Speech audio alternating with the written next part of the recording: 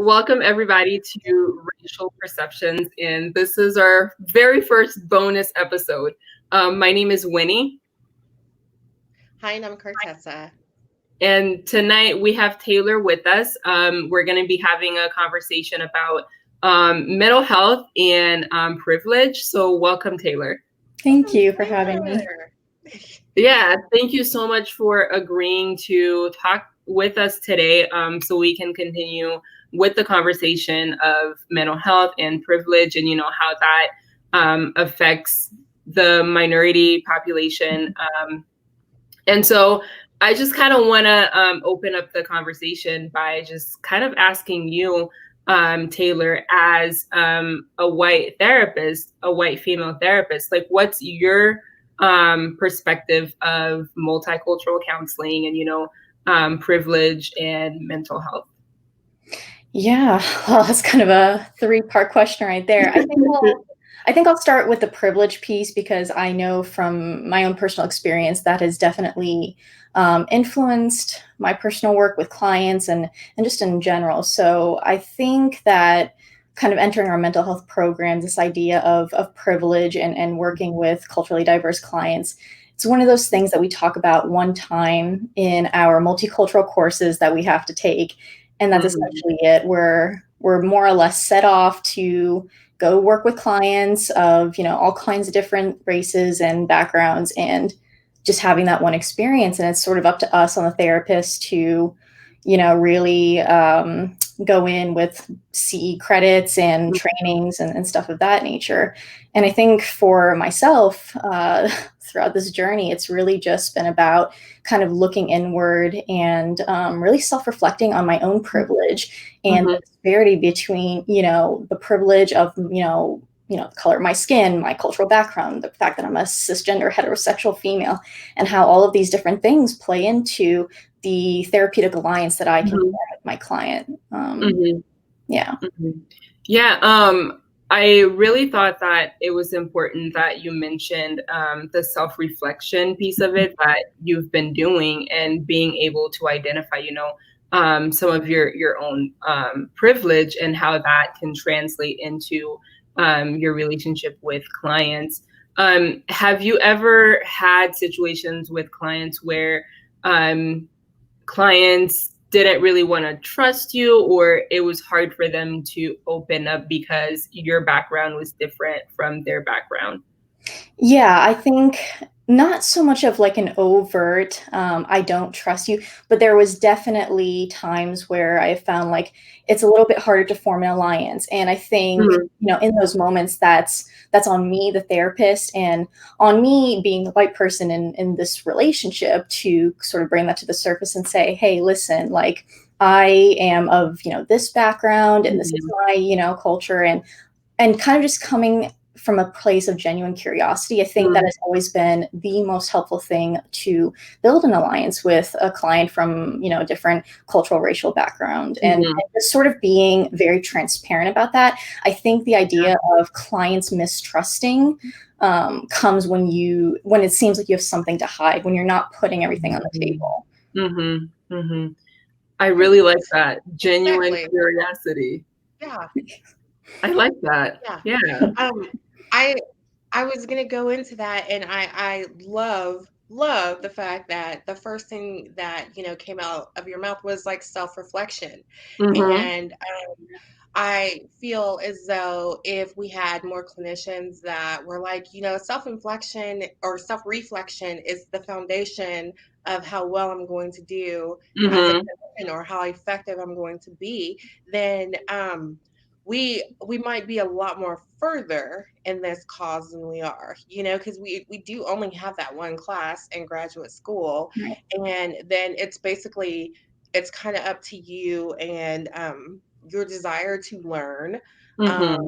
I've seen personally this is just, me being from my perception, being an African American therapist. I've seen white counselors come to me and refer me their Black clients because that therapeutic alliance is just difficult to build. And I think that it's happened more times than I've seen the white therapists, take that extra stance out of that comfort zone, I guess. And so I do think that there's a large step that we do need to take in regards to multicultural and counseling the ethnically diverse. Mm-hmm. But you like hit the nail on the head, Taylor, when you said, always start with self-reflection. If all of us clinicians did that, oh my God, could you imagine Right. the reach of our help? Could you imagine who all we could get to, and the boundaries and the barriers that we could get across? Mm-hmm. Mm-hmm. Man, it would be amazing. Yeah, I agree with everything that you just said. And I also really liked what you said, like the genuine curiosity. And you're in South Florida, right? Mm-hmm. Yes. So there's definitely oh yeah, a diverse clientele Yeah. in South Florida. for So sure. yeah, like that's just very refreshing for me to hear that you value the self-reflection and being curious about your clients' backgrounds. And then the other thing that you said that I thought was interesting was you said, as the white person in the room, as the therapist, you feel like it's your responsibility to kind of bridge that gap for your clients. And with therapy to begin with, there's already that power differential. Definitely. So you saying, like, I understand that it's really up to me to bridge that gap and to take that first step. I just feel like it's really awesome to hear that. And I have talked with parents and, like, even clients who kind of feel uncomfortable bringing up race with clients and bringing up race, Yeah. in the therapy session. And I always kind of feel like I'm aware of my Blackness, when I enter a room, when I'm meeting with a client, like I'm aware of it. And so for people to kind of be like, why are we talking about race all the time? Like, why are we doing that? Like, what do you guys feel like is the value of continuing these conversations and these discussions with people and focusing on race and how these issues affect us all? I'll let you go, Taylor. Okay. Yeah, I mean, I think this is one of those things that it's not going to be fixed overnight, and it's definitely not going to get remedied if we stop talking about it altogether. And I think actually the onus of responsibility falls more on, white people to step up finally and say, like, no, enough is enough. We need to, like, being an ally is not coming forward when it's convenient. It's, being willing to trudge through the mud and say, hey, listen, like, we need to do something. The power differential is very clear here. I really feel like I need to give you I clenched my heart. Thank you so much. Yeah. Yeah, that's a really powerful statement. And it just starts with that. It just starts with, hi, I'm Taylor and I'm white. And I recognize that, as a Black colleague of mine, I recognize that you have experiences that I don't, that are oppressive. And that's it. Let's go from there, So if I talk to you and you can recognize it and I can say, Taylor, there was this incident that I had with person A, and they said this, and it was kind of uncomfortable, or it was kind of racist. I can have that support, and we can help each other fix the problem. We can help each other see people from different dialogues, or you Cartessa, I'm seeing this family, this African American family. We don't have a lot culturally in common, and I think I'm really struggling with the connection. We can help each other, because it's not just about making it a one-way street. We want to make Right. it two-way, Right. we want to join. And so just that statement, oh my gosh, that's Yeah. a good Yeah. statement of the year. Can you repeat the statement again, Taylor? Because I really liked it. I really liked it, and I don't think that I will be able to like paraphrase you or Gosh, I'm gonna have to hit the No rewind one will button to believe remember us. the so exact one. No one will believe us if you don't say it again. restate it, please. Restate it. Oh man, I think we're gonna have to push the rewind button after I'm like losing my train of thought. Okay, we But- can move on, I guess. But Oh, in I reality, know though, like I know that.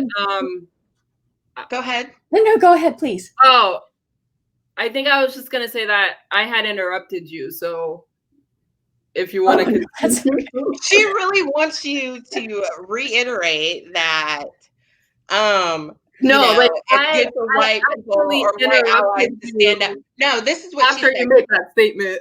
She said, I remember it now. She said it's not okay for white people to only stand up and be an ally when it's convenient. Oh It yeah, has to be that's when what it's you said. difficult Yeah. too. That's what she said. That's when we were like, Yes, I was like, oh my god. that is what she said. Yeah. Okay, I sorry got about pretty that. No, please. And it's funny because like we talk about disbanding, racism and racism being a systemic problem, but if we look at the evolution of racism and the powers to be that put it in place, it's only going to crumble when the powers that be are the ones that help to dismantle it.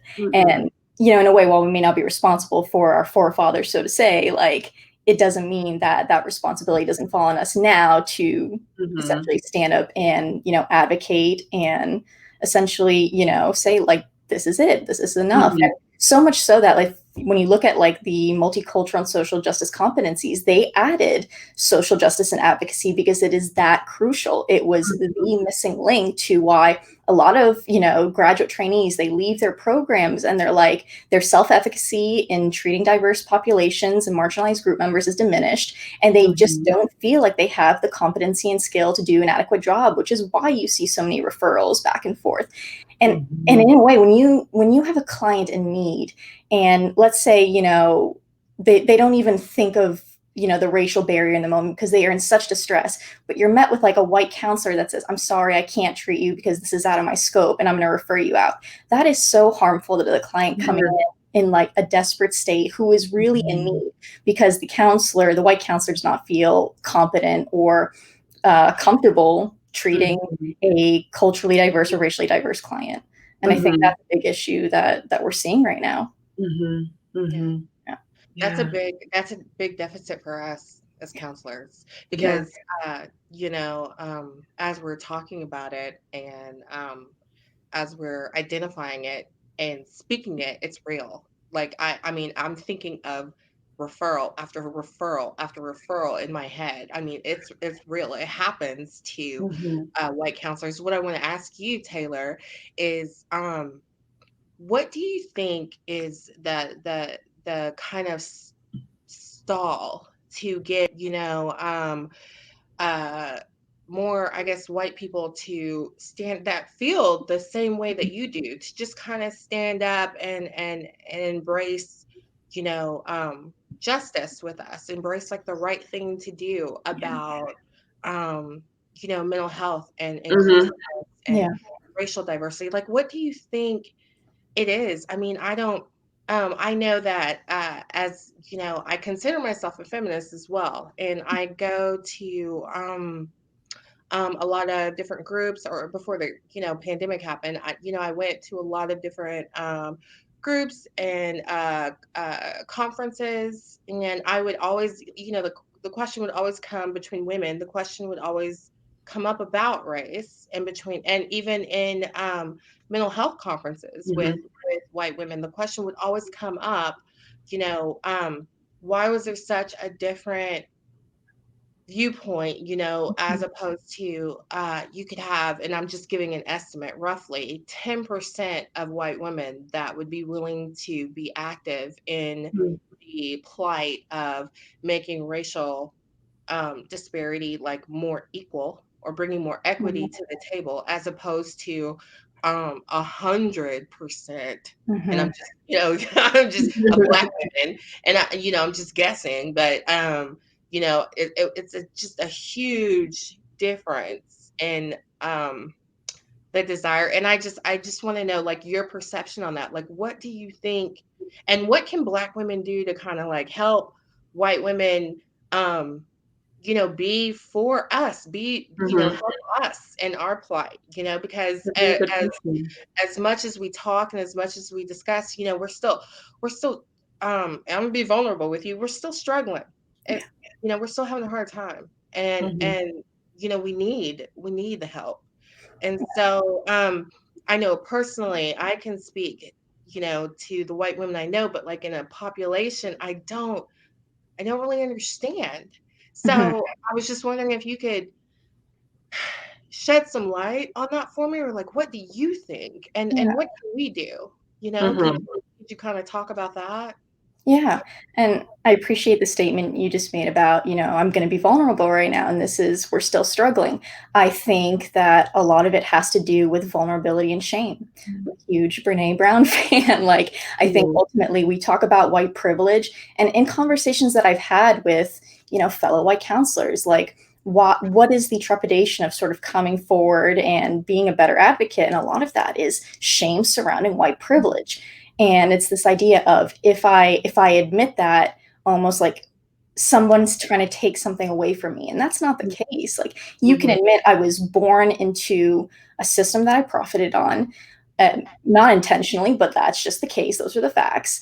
I had all of these different resources at my disposal that propped me forward above, my fellow, marginalized peers, and that doesn't make me any less than. It doesn't mean that I still didn't work hard to get where I am. It doesn't mean that I care any less. And I think that is a big issue surrounding, like, why a lot of white counselors haven't maybe come forward more. Um, Mhm. that's one piece, and I think the other piece is just the combination of ignorance and an unwillingness, even, to recognize that we live in a racialized world, and the Mhm. fact that I am going to have a totally different perspective than, my fellow Black peer who had a totally different worldview, self-concept, life experiences. Mhm. And if we're not willing to open the door to those conversations, we're never going to find out what's on the other side, and we're never going to Mhm. be able to be a better ally, essentially. So Mhm. we can read all the textbooks and we can join all the blog posts and we can do all of these things, and it's not going to amount to much if we don't have a deeper understanding of the narratives of, our Black and people of color, like, their stories. Mhm. So Right. Yes. Yeah. Yeah. Right. Yeah. So Yeah. powerful what you just And said. absolutely. And we were talking Mhm. about that was like one of our first episodes. Winnie and I were talking about privilege and how we don't understand how it's such a difficult concept to grasp. We mhm, do understand the struggle with it. We talked about our own privilege, Mhm. just the fact that all three of us, are in the United States. That's a form of a Yeah. privilege. mhm, Yeah. And we talk about how difficult it kind of was for us initially to accept that. But as, growing up and learning about it, we're like, yeah, okay, because it's not necessarily a bad thing. Didn't we, we came to that Yeah. conclusion, Lenny? It's Mhm. not necessarily a bad thing, and white privilege has gotten this coin term that Mhm. is making Black Americans just beat their head against the wall because the white population is taking that as an insensitive term or like a Mhm. derogatory term.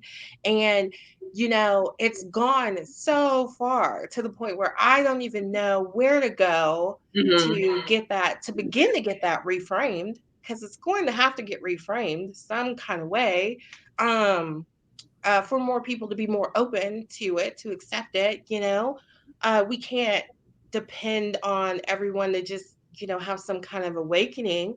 But I mean, it's dire. Like, this really Right. needs to happen. Like, I mean, it's to the point, people are dying. People are dying. People are being murdered. People are being profiled. People are being oppressed. You have people at the highest levels, professionals. You have myself and Winnie, and we've taken this step to go on against our. We struggled in the beginning because We her still and I do. both. Yeah, we were like, well, how are we gonna look? What's gonna happen with our careers? Like, these are things that we only had to worry about because of the fact that we were Black. And it's just at a stopping point. And I mean, I will do, I want to do all the work. I want to do whatever it takes. And I know Wendy feels the same way, and that's why she's right here next to me, and we're taking this risk, and she's allowed me to have, share this platform with her. I really can't think of anything specific, and it makes me so frustrated because I'm like, okay, so how do we get that message across? Like, what do I need to do? I mean, is it one person at a time? Taylor, do I have to trust that eventually, the ideals of the white population will evolve? Do you think that the ideals of white women are evolving? Like, how do you feel like we're, even, your counterparts, your professional counterparts? How do you feel? And I'm asking you this because they may, with you, being in a group of, women that's all white, the conversation might be different about racial, issues than if, they were having a conversation with someone that was Black. So your personal experience, because you have that how do you feel like the conversation is going in that group where it's just white women? Yeah. And kind of like what you mentioned before, I am fortunate from the standpoint of I live in South Florida. I live in a very diverse area. So I get to engage in these conversations a lot more often just by the nature of, the population that that lives here. So from that standpoint, it's definitely helpful. I do think that the conversations are starting to happen more often. And it's one thing that I've noticed too is there's power in numbers.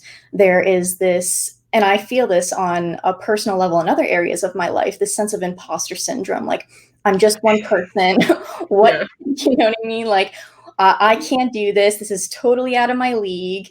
And I felt that when Winnie, you reached out to me to do this podcast. I'm like, oh my goodness, I just posted a little blog thing. Like, I don't know if I can do a whole podcast. Like, we read it and we thought it was amazing. So we were like, hey. And I think it comes down to, this idea of, feel the fear and do it anyway kind of a thing. Like, if the intent is good, if the desire to collaborate and to really like get down deep, to look at your own biases, to look at your own experiences, to look at like, how can I do better? And I think that the issue is when we stop asking that question, especially, us as white counselors, like if we stop asking, what more can I do? How can I do better? How can I help, instead of just standing up and assuming where the work needs to be done? And I see that a lot too, like in professional organizations, like social justice and advocacy committees of predominantly white people, and setting the agendas. And it's, when I show up to these things, I want to be of service for sure. I went into the counseling field to be of service. But, one of my favorite Winston Churchill quotes is, the idea of courage is like knowing when to stand up and say something, but also like when to sit down and listen. And I think that's something we just need to do more of.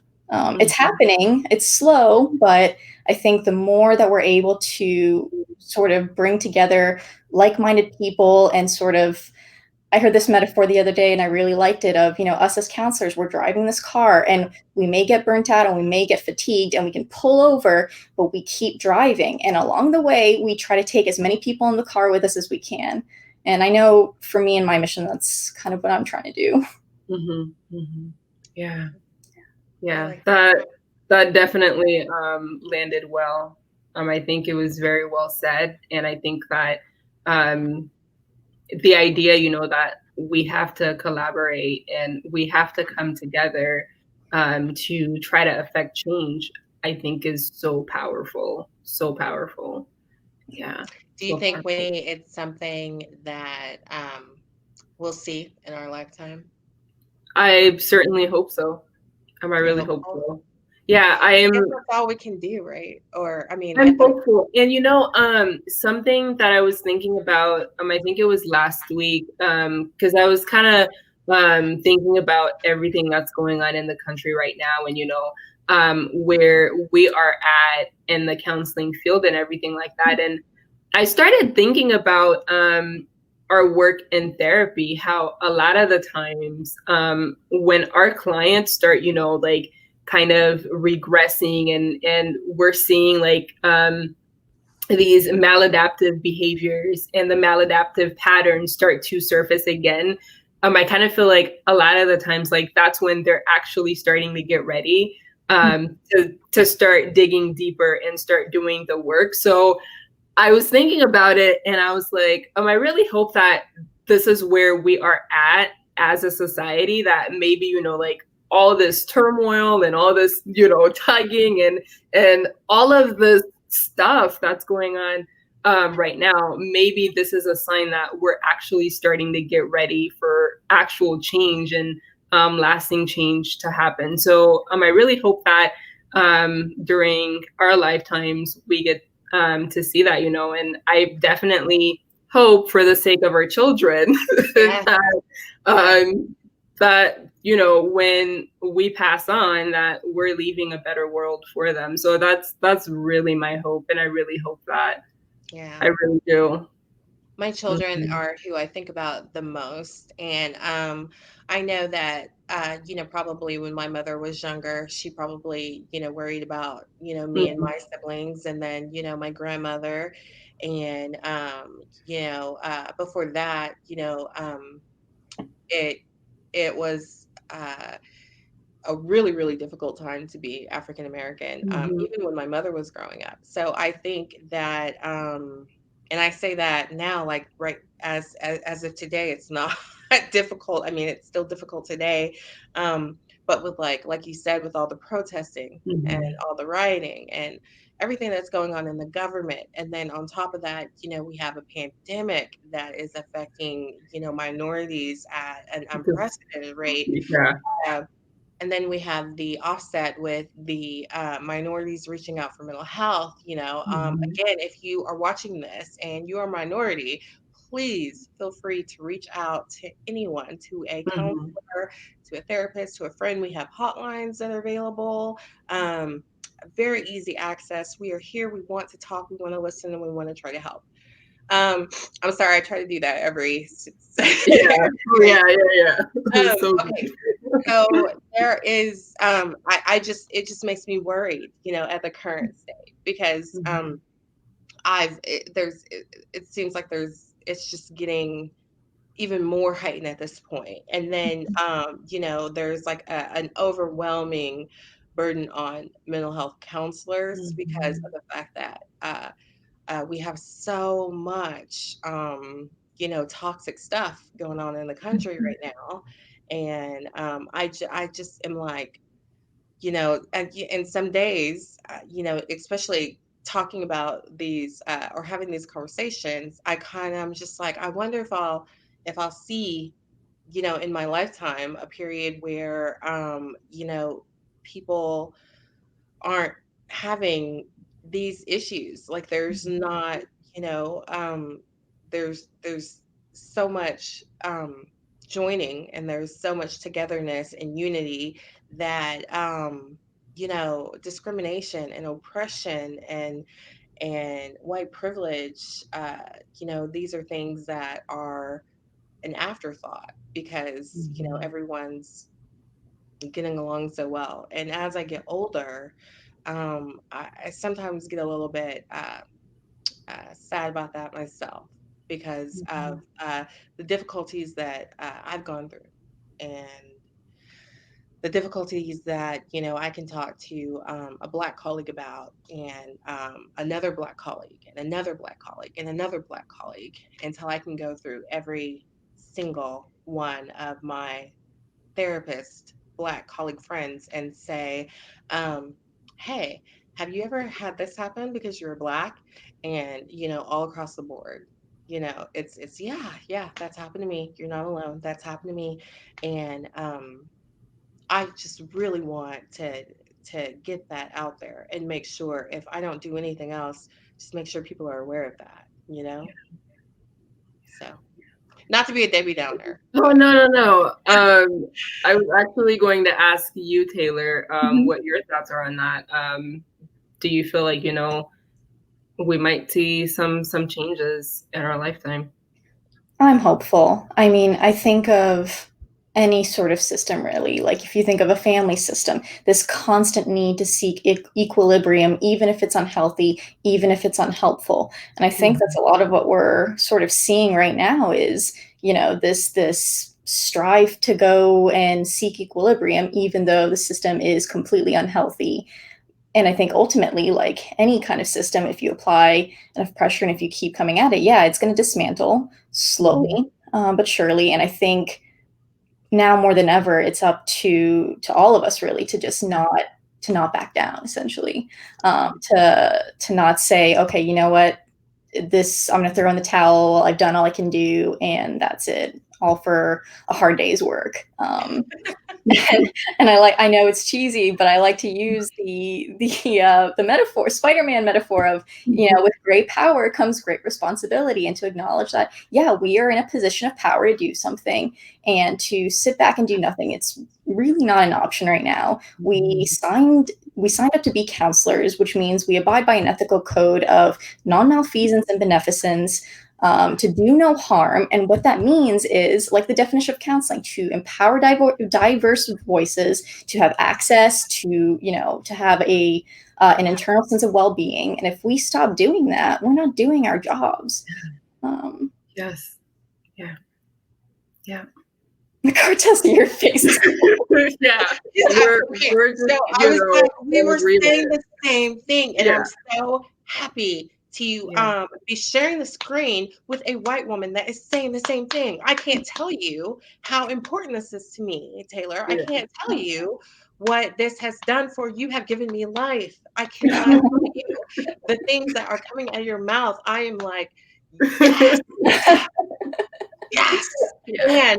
And it's just hitting the nail on the head. Get up and do what you can. Put as many people in that car as you can. And if you get tired, pull over, and then keep going, keep driving down that. I'm using your car metaphor that you used earlier. Yeah, it's not even my metaphor, so take it. Yes, and that is not even hers.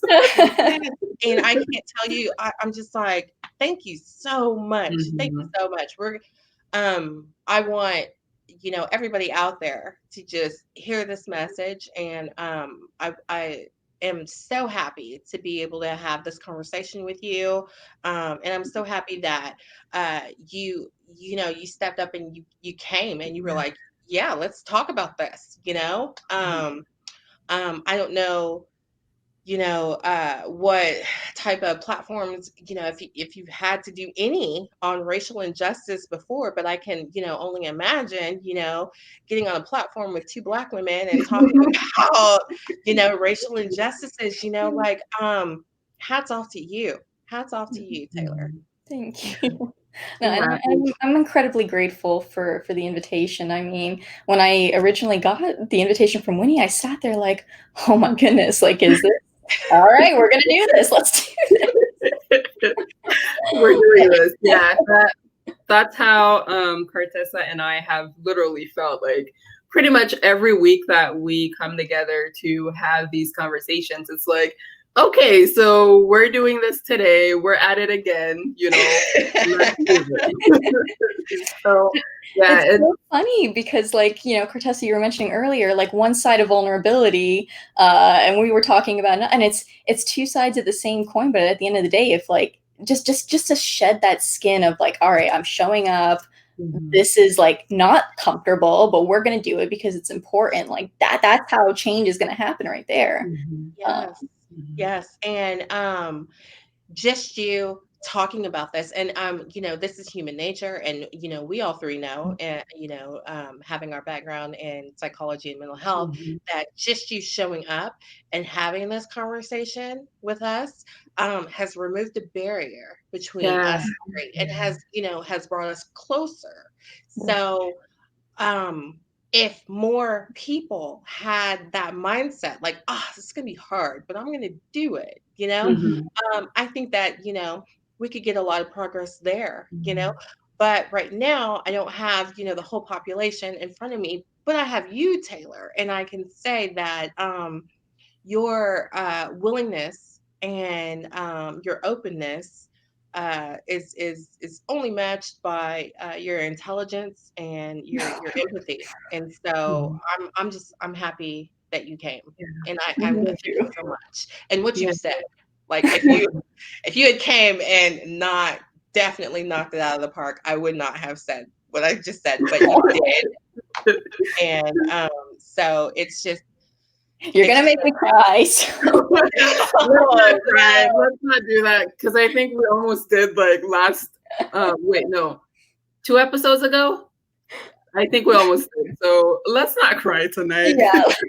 Yeah, Let's we not. get close sometimes, but we Yeah. always like, okay, Yeah. um, because the message is just so important, and Mhm. especially when we have special episodes like these that are, it's gonna get out there, and there's gonna be so many people that are gonna watch and that are really gonna appreciate that Mhm. we took this time to have the conversation, and they're really gonna see you as a trailblazer, like you took the time to um sit down with two Black women that are in your field and say, well, listen, And uh two black men, two black women that you don't know personally you do at not that. So you kudos do to not you, because you were like, all I was right. kind of like I don't know if she's gonna be open to this, but hey, she seems like an ally, so I'm gonna reach out anyway. And you did. So I think that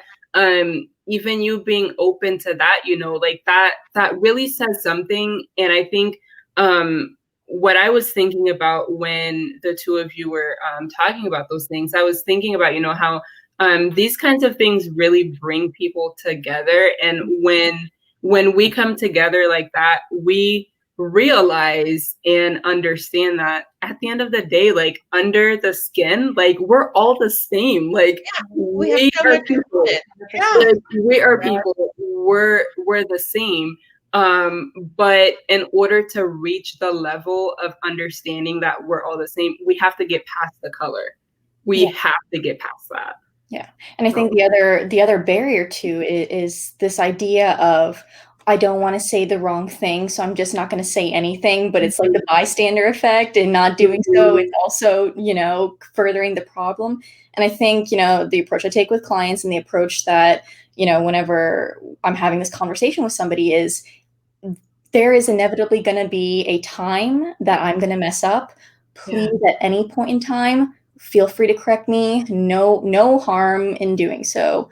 And I think kind of just transferring that power back is how we can maybe have like these conversations more often. Because I think there's just so important. To have something like the fear of making a mistake or messing up or just being human get in the way of such an important thing would be such a shame. Yeah. I have that same conversation when I'm dealing with a client that I'm, meeting, or a family that is, from a foreign culture, or of a foreign ethnicity. I say, listen, I don't know too much about Yeah. like working with Alaska Natives, Wendy. Mhm.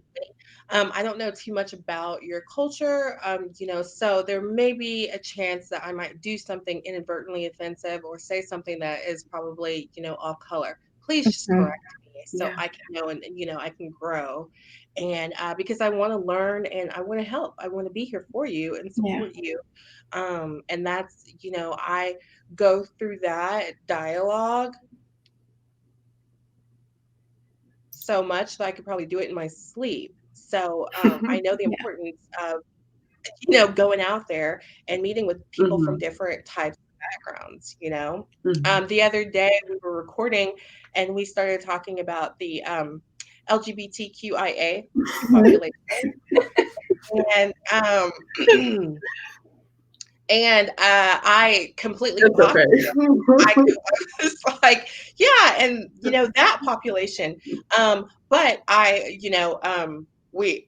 many fans corrected us, many. Mhm. Yeah. So I said that next time I was on air, I was going to fix it. So that was my fix.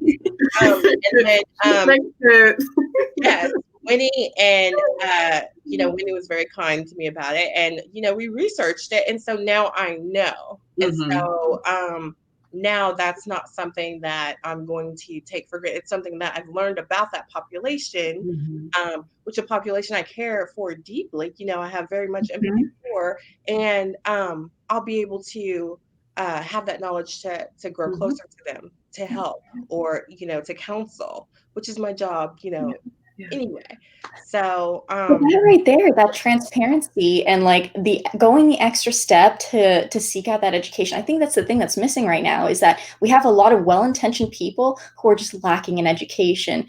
And it's really causing that barrier. And I think that and sort of just being open and honest about that up front, like what you were saying, like, hey, I don't know everything about this. Can you please inform me? And just, putting that platform that I'm going to be a safe person you can tell me the truth to is it's going to make all of the difference. Yeah.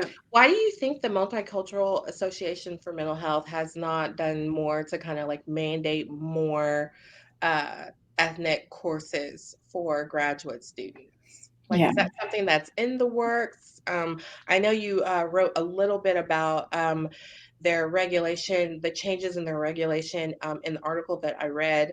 Um, I think that that's great, and I think that that change was a huge step. I just wonder why there hasn't, no one's thought, especially in this climate, no one's thought Mhm. to say, well, hey, we need, we need 12 hours of Yeah. multicultural training. Yeah. And I Or think it's just the confines of accrediting bodies determining like what specific components counselors need to be competent and trying, I suppose, to spread it out the best they can. And honestly, and that's something I'm really proud of our program. We have our, Chi Sigma Iota Honor Society, and the students this semester have stepped up like I have never seen before, like going around and surveying, like, hey, what do we need? What do we need? Getting petitions Awesome. prepped and saying we need a social justice and advocacy committee, we need a mentor-mentee committee, like just really going around and making these enlisting faculty. Like I think because Awesome. we have a lot of barriers at like the higher education level, there are certain things we can't change, but working within the confines of like what we can change and like the faculty like stepping forward and saying, hey, I'm going to help you out and support you doing this. And I think those partnerships, especially like at the graduate level, like that's going to make such a fundamental difference. yes. No person, no student should be in a predicament like I don't feel safe stepping forward to talk about something that's important. So having those collaborative peer relationships, but also getting faculty involved it's really made all of the difference. Yeah, because those students are gonna come out and they're gonna join the community with us. Mm-hmm. And then that that's it. I mean, you're in a position to make decisions about people's lives, to develop your own opinion, and you're supposed to be as non-biased as possible and as informed as possible. And so Mhm. that is amazing that those students are really taking it seriously and really stepping up to the plate and trying to encompass change. That's great. Yeah. And if we think about like, the predominant overload of white professors in graduate programs, like Oh just my going and God. inspiring master's level diverse clinicians, a lot of them are like, hey, I'm ready to do a PhD program now. And like just inspiring the next wave of culturally, racially diverse professors to take over is really that's what's gonna make the change right there. Yeah. I agree. I agree. Well, we're getting definitely close to Oh, the wow. end of this episode. I actually need to go eat because I'm getting hungry. But I just want to say thank you so much again, Taylor, for coming on and talking with us. This was great. If you have some time again, we would love to do this with you again. This was great. This was great. So yeah, thank you so much. And thank you to everyone who's going to be watching this special episode. So thank you so much. It's going to be great. Bye. Bye, guys. Bye.